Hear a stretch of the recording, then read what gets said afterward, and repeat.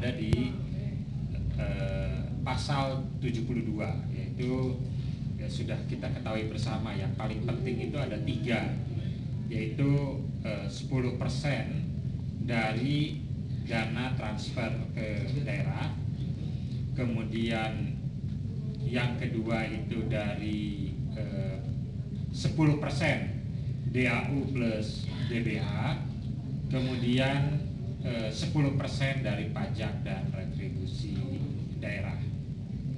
Yang kalau kita simulasikan komponen utama, terutama komponen yang dari dana transfer, itu kan sekarang di nasional itu 592 triliun. Jadi kalau diimplementasikan tahun ini itu ada 59,25 triliun. Sedangkan DAU plus DBH itu 454,9 triliun, yang artinya kalau diimplementasikan itu menjadi total itu 104,7 triliun. Kalau dibagi dengan rata-rata jumlah desa di Indonesia, itu sekarang menurut Permendagri ada 72.944, maka rata-rata per desa akan mendapat 1,4 miliar rupiah. Itu adalah total anggaran yang bisa dialokasikan ke desa. Nah, persoalannya adalah yang harus kita perhatikan bagaimana uang itu sampai di desa.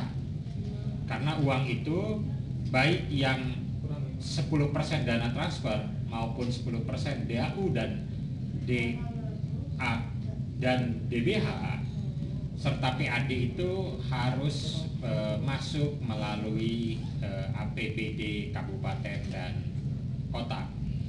Nah, ini artinya yang harus dipikirkan itu sederhananya di level nasional uang itu keluar sebagai apa, di level daerah itu di Pemda diterima sebagai apa dan dikeluarkan sebagai apa, kemudian siapa kuasa pengguna anggarannya, siapa pejabat pembuat komitmennya, kemudian siapa bendaharanya, siapa yang akan diaudit oleh BPK-nya, dan yang ketiga baru uang itu harus ditransfer ke desa. Dalam hal ini desa harus memiliki rekening desa, begitu.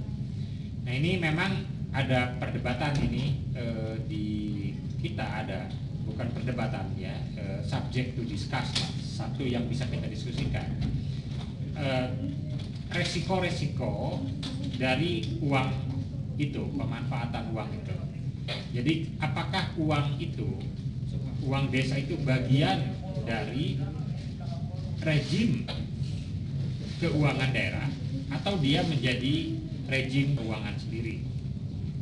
Kalau menjadi bagian dari rejim keuangan daerah, maka pejabat kuasa pengguna anggaran dalam hal ini adalah pasti bupati yang didelegasikan kepada dinas, dalam hal ini BPMPD, dan kemudian dinas akan menunjuk pejabat pembuat komitmen, dan kemudian juga dinas akan menunjuk bendahara, dalam hal ini bukan dinas tapi daerah.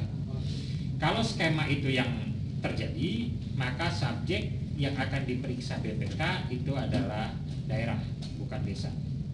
Jadi uang dari daerah ke desa itu dalam bentuk block grant yang nanti pemanfaatannya ditetapkan oleh desa dan kemudian dilaporkan oleh kabupaten, kemudian kabupaten dilaporkan ke nasional, dan kabupaten menjadi subjek dari pemeriksaan BPKP, bukan desa, karena desa adalah penerima block grant.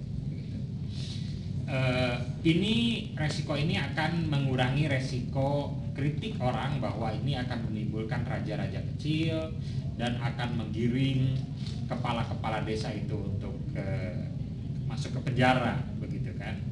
Nah, tetapi ada resiko kedua, apakah kabupaten